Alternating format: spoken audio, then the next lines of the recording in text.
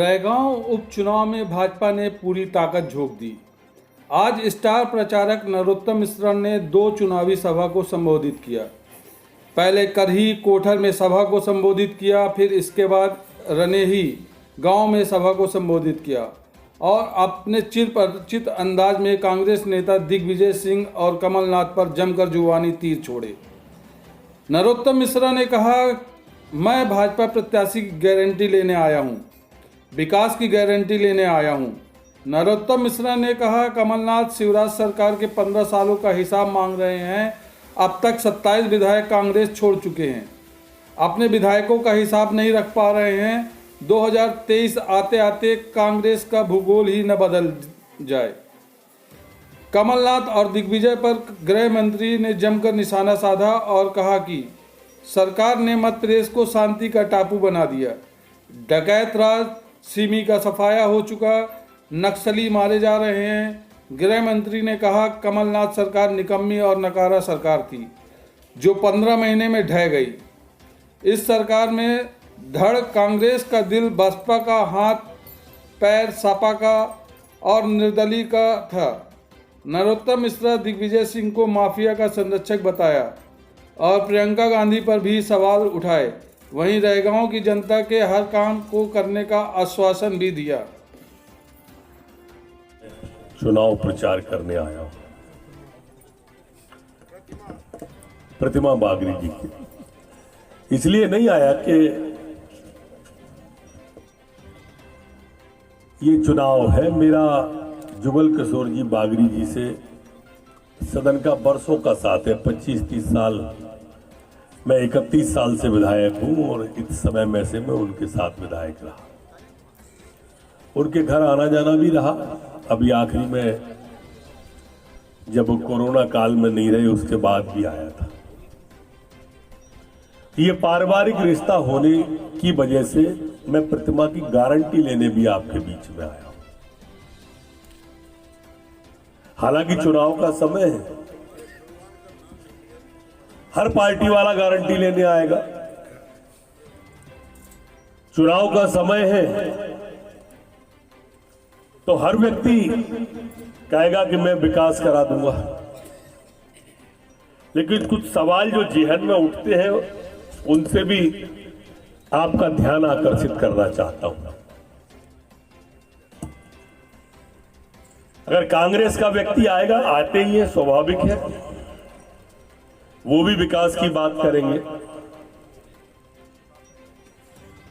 ये कभी नहीं बता पाएंगे कि वो विकास कैसे करा पाएगा, क्योंकि ये चुनाव ना तो सरकार बनाने का चुनाव है, ना सरकार को गिराने का चुनाव। दोनों ही चुनाव नहीं है। ये दुर्योग से काल कबलित हो जाने के कारण से बागरी जी के ये चुनाव आया है। इसकी जीत और हार से सरकार न बनना है, न बिगड़ना, न दिल्ली की, न भोपाल की, लेकिन अपने क्षेत्र का विकास जरूर प्रभावित होगा। व्यक्ति जीते हारे ये अलग बात है, इसमें विधानसभा रैगांव जीते या हारे इसका चुनाव है। कांग्रेस के लोग बता नहीं सकते कि वो कैसे विकास करा पाएंगे। जो कमलनाथ जी आज आपके बीच में आ रहे हैं, उन 15 महीने में कभी आए नहीं होंगे जब वो मुख्यमंत्री थे। अभी रोज सभाएं कर रहे हैं और रोज सभाओं में कह रहे हैं कि 15 साल का हिसाब दो।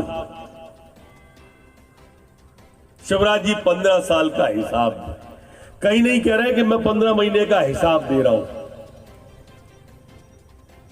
और कमलनाथ जी, हिसाब किताब तो बात की बात है, पहले अपने विधायकों का तो हिसाब किताब ठीक से रख लो।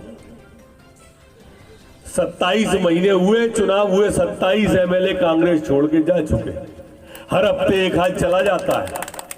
तुम्हारे विधायकों का ही गणित बिगड़ रहा है। और ऐसा नहीं हो कि अगले 23 के चुनाव आते आते तक कांग्रेस का भूगोल ही बदल जाए पूरा का पूरा। इतना अकर्मण्य कांग्रेस का और नाकारा अध्यक्ष नहीं देखा होगा।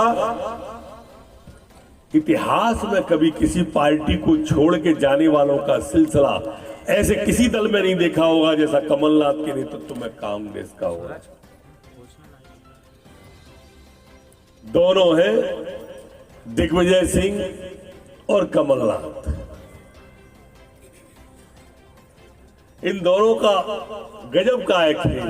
गाड़ी है ढलान पे और एक ब्रेक हो गए फेल। एक ने प्रदेश का बंटाधार किया था दिग्विजय सिंह ने, इसने कांग्रेस का ही बंटाधार कर दिया, कांग्रेस का ही सूपड़ा साफ कर दिया। कोई तुलना नहीं है नेतृत्व में भी हमारे शिवराज सिंह जी की और कमलनाथ।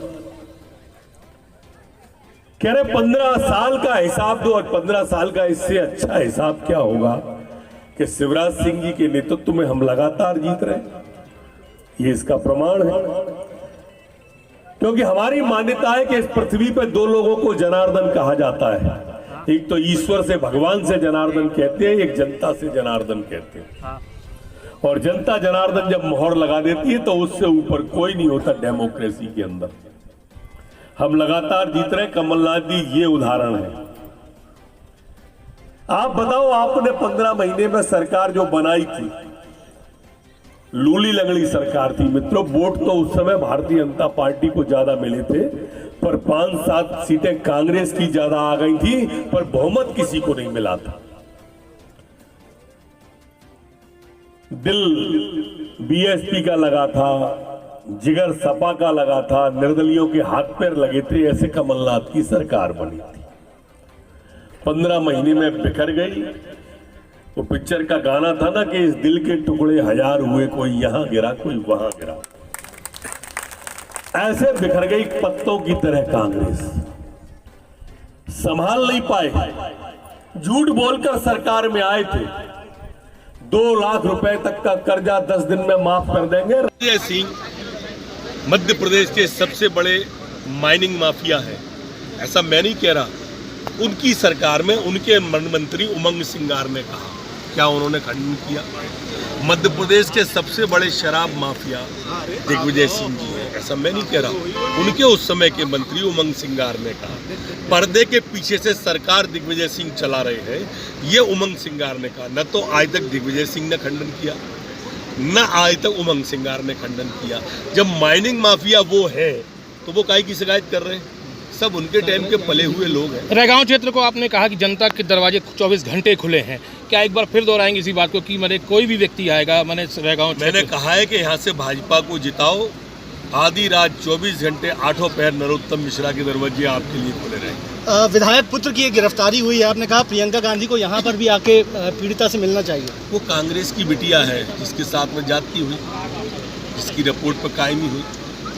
एक नेता कांग्रेस का नहीं गया उस समय, एक ने हालचाल नहीं पूछा। क्या उत्तर प्रदेश में अलग नियम है कांग्रेस का और मध्य प्रदेश में अलग? आए प्रियंका, यहाँ कोई नहीं रोकेगा। मैं सिक्योरिटी उपलब्ध कराएगी गृह विभाग उनको। क्यों नहीं आ रहे? कमलनाथ जी क्यों नहीं गए? दिग्विजय सिंह जी क्यों नहीं गए? झूठी शिकायतों से दिग्विजय सिंह को फुर्सत हो तब।